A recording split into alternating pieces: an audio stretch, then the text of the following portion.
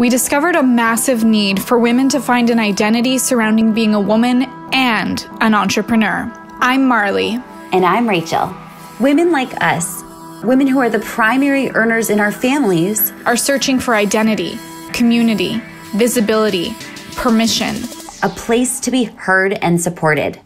We are leading with our vulnerability to allow others to feel safe. We are strong and feminine. We are bread-winning women.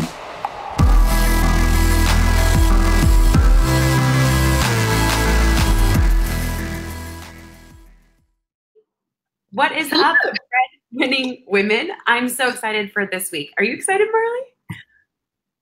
Okay, this is I love talking about this because bootstrapping versus investing. This was something that we both, it's like when we were building our businesses and you're in that space where you're like, oh, I want to spend money, but like, I don't have the money. How do I grow? It's such a grind, but then when you're through it, it's such a feeling of accomplishment. Absolutely. So let's talk about the difference between investing in your business and bootstrapping. I don't know why, but I'm super giggly today. It might be this, my Nitro Brew, which is like the strongest legal coffee drink that they can make. It has the highest concentration of caffeine. No, this is not a product placement. This is actually just something I love. But you're welcome. So a lot of people ask me, like, what is bootstrapping? What does that mean? Bootstrapping is basically, by definition, when you build your business without investors and without credit cards, unless, of course, they're your own credit cards, and you're self-financing. So you're self-financing your own business, not leaning on investors or business loans, small business loans, things like that. So basically, you fund your own business. And some people don't even know that that's an option. But I'm here to say I bootstrap my business. And I know else who bootstrap their business as well. And even when you're growing and you're like, do I take on investors? Do I take out a loan? That's absolutely something that's possible and something that it works for some people. But I know that for you and I mean, you have kids. I don't have kids. But at the time, I had a grandfather who was living with me, which is almost as busy as having kids, I think. He was 86 years old, and that was like running after children almost. And I had a 9-to-5, didn't have that extra income to be able to invest, and wasn't in a position where I was able to take out a loan for things. So I was always doing things like watching YouTube videos where I could do things for free, or taking like all the free trials that I could get to learn and then make enough money so that by the time the free trial was over, it was self-liquidating. Yes. And that's something that I had as a major foundation too. And for me, part of it was because I did have kids and we had debt from student loans. We had credit card debt from, time when we had like a big custody battle. So I was like, the reality is I don't have money to invest. It's not there. I have to make money. There's no option. It has to be profitable. It has to pay me. And so by necessity, I learned that you can bootstrap a business that is actually very profitable, that actually does pay you, but also pays for example, trips that become business trips or workations, like things like that. It's really, really cool how it taught me that you can build a business that ultimately, at the end of the day, does serve you and your life well. Sorry, I'm like losing my headphones here. I'm in a different environment today, which you are too. You're in your office, which is so nice to see you in your office finally, because I know that you work from home a lot, and we talked about that too. Ooh, that's something interesting that I think I get a lot of questions about is, do I need to have an office space or can I work from home? And that's also another bootstrapping kind of way that you can, not always bootstrapping, but minimizing your expenses in business too as you're growing. Absolutely. And I'll be totally honest. So when we got the office, in theory, it was a great idea. And in theory, it was awesome because we could bring everyone together in a central location and we'd have one space that we always knew was going to be ours. But as we've built our business, the agency, I've realized that the reality is I don't really like having the overhead of an office every single month. I prefer to have a company that's very profitable, a company that pays people well. We have slash funds for rewards and bonuses and being able to increase people's salaries. Like that's more important to me than having one office that looks a certain way. And so what I realized, this something really crazy happened with our office. We actually have been seeing in the newspapers that our office is being sold, and they haven't told any of us. It's being sold and torn down and turned into apartments.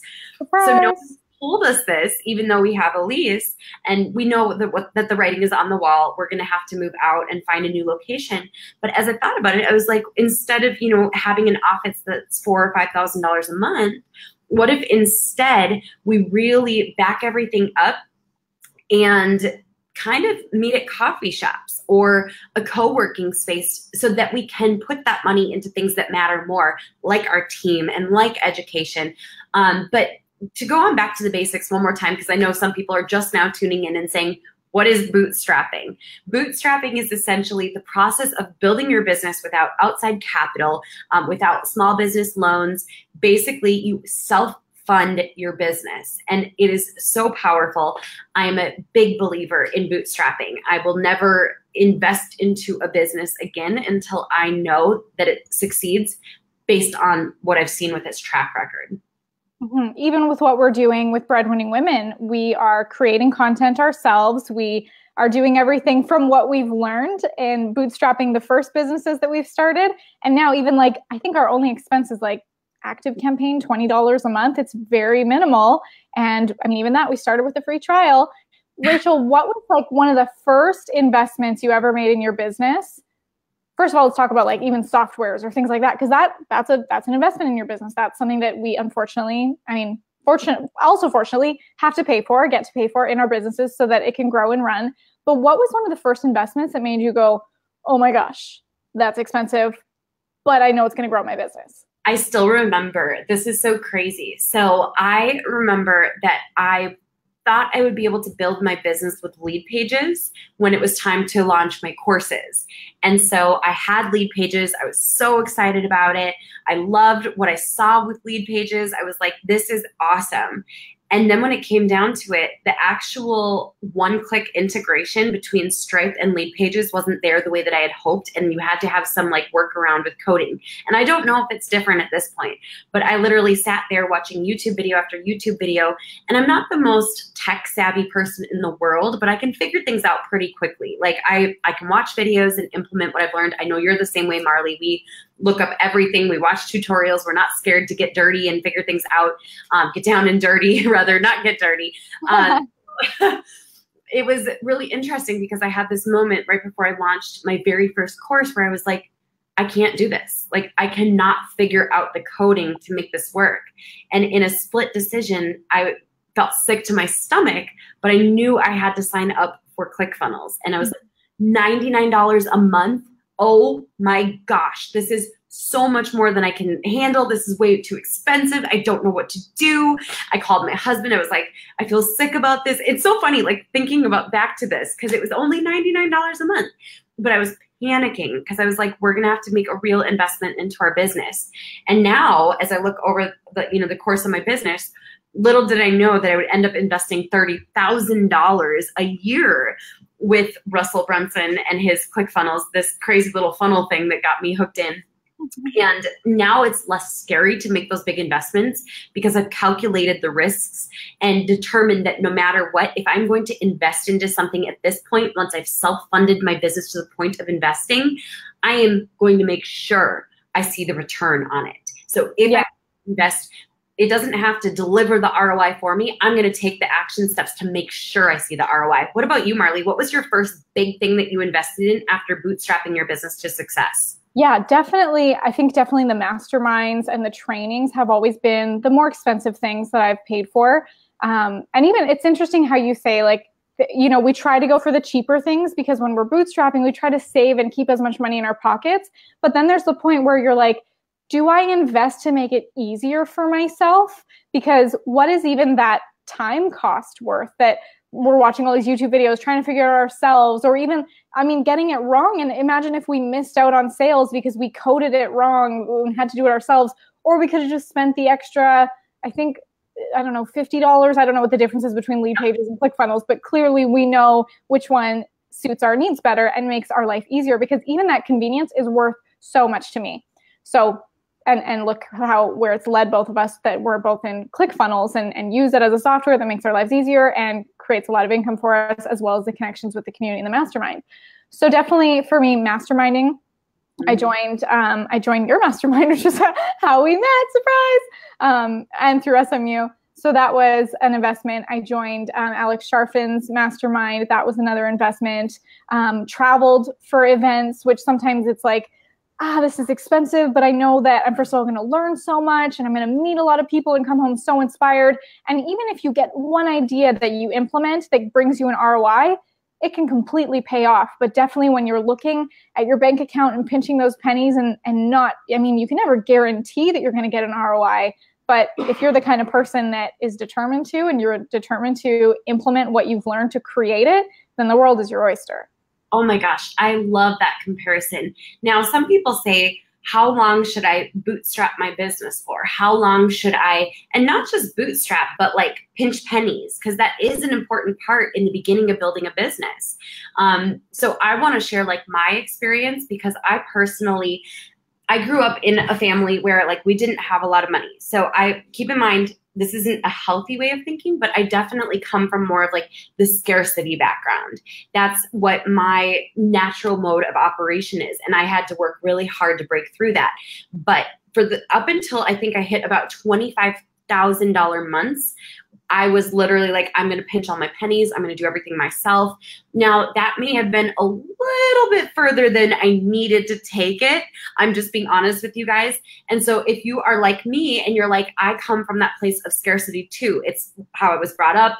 Maybe you were raised in poverty. Maybe you were raised in a house where there just wasn't ever a lot, or there were too many kids and not enough money. You know, like that's a reality that you might have experienced. But I personally think that somewhere between about $10,000 and $20,000 a month is where you're going to find that sweet spot of starting to invest into a team. I personally am not a big believer in investing in everything up until about $10,000 a month.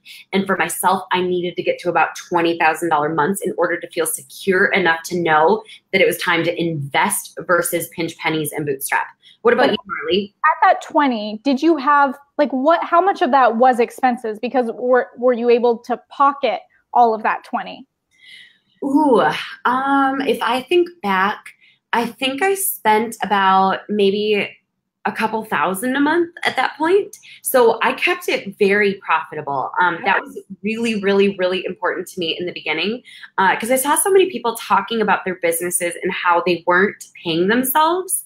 And I am so against that mentality. If you are not Mark Zuckerberg and building a long-term asset that you're ultimately going to sell, you should be paying yourself. Like, your business should serve you too. Just like you serve your clients, or just like you serve your customers, your business should serve you, and you should be not bitter every day to go into it. So I think I was spending about $5,000 a month. And my first big investment into my team was my sister. My sister was a big investment. Yeah, I agree with that. Profit first. Like, if you're doing this, putting all this blood, sweat, and tears, but you're still not eating, that's kind of a concern. So we need to reshift and see what you're spending money on in the business. And something that I was doing from the beginning, but also was something that I learned even more in depth when I started working with Alex Sharfin, is to actually calculate what is your minimum monthly spend and actually track how that changes over time. Because maybe you add employees, maybe you take on another software or another mastermind or some sort of training course, so that as you're, doing your bookkeeping and accounting every month, you're able to see, what is my minimum monthly spend? What do I have to make for me to be able to make it through the month? But also, how much do I have to be able to invest, so that you're not investing blindly, just thinking like, this is going to grow my business? Because although it's very admirable to bootstrap, you also want to invest when it's appropriate for you, so that you're, like you said, you still got to eat and you got to enjoy your business.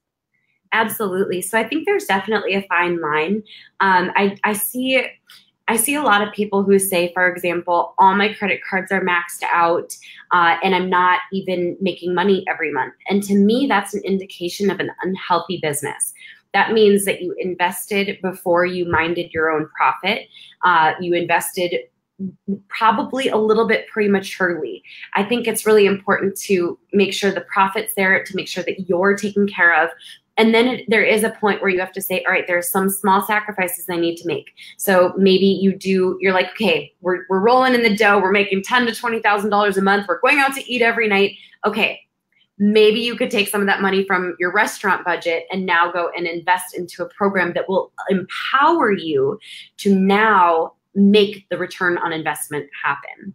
I think long-term, knowing where your business is going, how your income is growing, didn't mean to rhyme there, but it sounded good. We could put that on a quote.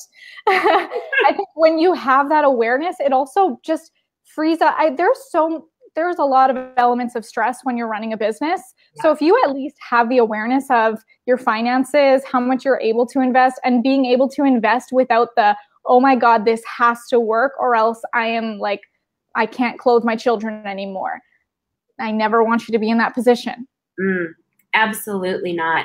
Another thing that's a really good point. So one of the things that was one of those really pivotal moments in my business between bootstrapping and investing and finding that fine line, like where do I pinch pennies? Where do I invest and make things happen?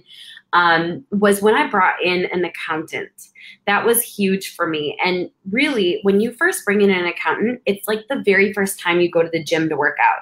So it's not going to be great. I'm currently on a new health journey. And every time I go to the gym, I'm like, oh boy, I'm going to get my butt kicked. You step on the scale, you're like, that makes me sick. That's not what I wanted to see. The very first time you meet with an accountant, and it needs to be a good accountant. So someone who understands online businesses or entrepreneurship. When you meet with that accountant, it's going to make you sick at first because you're like, oh my gosh, this is where it's at. But the reality is an accountant is there to help you assess where you are, where you want to go, and what steps you need to take. And for me, that was really helpful because they were able to keep me from making some investments that honestly needed to wait a couple months. And sometimes you just need somebody to help you keep you accountable so you're not constantly maxing out your credit cards and investing into 5 different masterminds and not bringing any money home in your business. That knowledge is power. Even keeping a record of how many softwares you're paying for. Like you have email marketing, you have maybe a social media posting, scheduling platform, anything like your bookkeeping, that kind of like your little expenses, even though they might be $37 here, $97 here, $10 here. When you add that up, like it surprised me the first time I added that up to go, wow, I'm actually spending a few $1,000s on this. Just because there's so little, you don't add it up and then realize, oh, that's actually really essential and I need that. And to also keep a track of that, you can realize, are there things that I can remove from there that aren't necessarily where I can reinvest that money somewhere else? Knowledge is power. One of the things that I want to commend Marley on, if you guys don't know Marley super well, one of the things that she does, I don't know if it comes naturally or if it's something that she spent a lot of time working on or both, but Marley comes from an abundance mindset. And it's something that she's my best friend, obviously, for so many different reasons, but it's really cool because it has inspired me to recognize where my scarcity and my lack mentality is actually affecting my business. Now, one of the things that's really cool is when you combine the frugality of a scarcity mindset with an abundance mentality. It's almost like the fine line between pinching pennies and over-investing, right? So you want kind of a little bit of both, that balance. But for example, when I had to upgrade my email software system, so ActiveCampaign, and I was like, oh my gosh, this is crazy expensive. It's not crazy expensive, but it is pretty expensive. Big jump. I had to make the big jump into an email list that accommodates 50,000 contacts. And I sent Marley the screenshot and I was like, oh, like, I can't believe this. This is so much money for emails. And she was like, oh my gosh, you're making so much space for all of the people who are going to join your email list and ultimately love everything that you do and buy your next programs. And I was like, I didn't even think about it that way. That's a really cool way to think about it. So naturally, she saw the silver lining behind the investing of, a higher tier. And that was really helpful for me to understand you need both. You need that the frugality in the beginning, especially, but then when it's time to invest and be in that abundance mentality. Yeah, I really do try to do that. And sometimes it can be hard to be like, oh my gosh, I have to pay this bill. Like, what if we were grateful for our ability to pay it? What if we looked at that's a bill that we're paying that's going to provide us this. So yeah, when I pay my energy bill, it's like, man, that was expensive last month, but so glad I get another month of not worrying about the temperature of my home or not having to worry that the stove isn't going to work, and so I can feed my family. So I'm happy when I can pay a bill and say, I'm grateful for the ability to pay. Or when it's something like for business, I'm grateful that this is going to bring me a return. So it's just a mindset shift so that you can see that with a different light. It kind of helps to free things up. So for everyone watching, everyone listening, I challenge you to do that with whatever you have to pay or anything you're investing in. If it seems like it's scary, if it's something that you're hesitant about, how can you shift that thought into something positive or into something that at least opens up to curiosity of, I wonder what this will bring me towards, instead of the fear of, oh my gosh, I have to hold on to this so tight, I'm really afraid. Because even when you hold your hands this tight together, there's no space for anything to slip through the cracks. So that's my challenge for you, it's just a mindset shift, and to know and trust. I mean, look at your background. Have you ever fallen flat before? Okay, if you have, what happened after that? Were you able to climb back up? Was it a lesson to show you that you have the strength and the ability to come from rock bottom and achieve? So that's my challenge to you guys. I hope that you loved this episode. If you did, please comment below.